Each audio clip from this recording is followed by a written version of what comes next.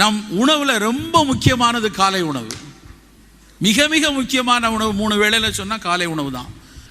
நண்பர்களே, காலை உணவை தேர்ந்தெடுத்து சாப்பிட்டால் மட்டும்தான் உடல் நலமும் உள்ள நலமும் மிகச்சிறப்பாக அமையும்னு படிச்சு சொல்ல ஆரம்பிச்சிட்டாங்க.